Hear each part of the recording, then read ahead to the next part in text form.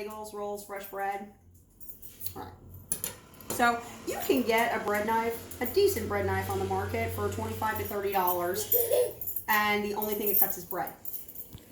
Our knife is more than just a bread knife.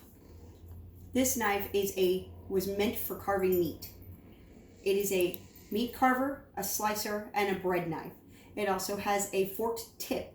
So all you have to do is cut your meat, pick it up, dip it in gravy, and put it directly on the plate. So, what do we have here?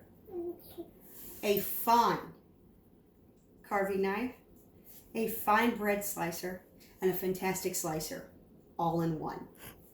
Okay. Now, I'm going to show you one more thing, and then I'm going to hand out free gifts. So can I get everyone to squeeze on in so everyone in the back can see what's about to happen here? Now, I am going to cut into something a little bit stronger than a aluminum can, tomato, or bread. I am going to cut into this hammer. Now, you wouldn't believe me if I did this on TV. You would think it was trick photography. So we do it right here in front of you. Sir, can you verify that this is a real hammer? Thank you. Can we all give this man, our hammer expert, a round of applause? All right. Now, I do not suggest you do this at home because you will have the finest set of butter knives in your neighborhood. Okay? I also do not do this to show you the strength of our knives. I do this so that I can show you no matter what we do to our knives, they will still remain sharp. All right. Do you see the shavings on this napkin? These are the shavings from the hammer, not from our knives. A little while ago, I told you that our knives were made with forged tempered steel. All that really means, ladies and gentlemen, is that our metal on our knives is stronger than the metal on the hammer.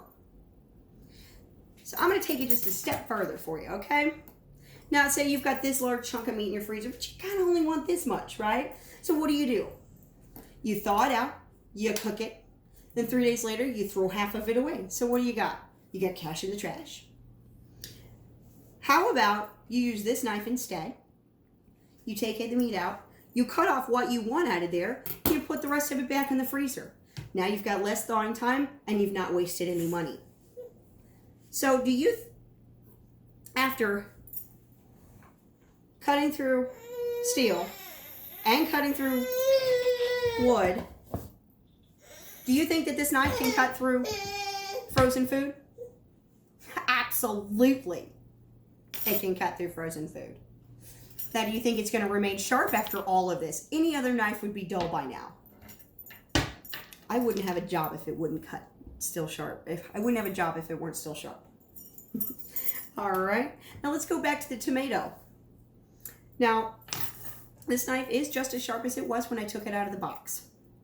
Okay, see? It still slices through tomato. Now, what is the best part about this knife?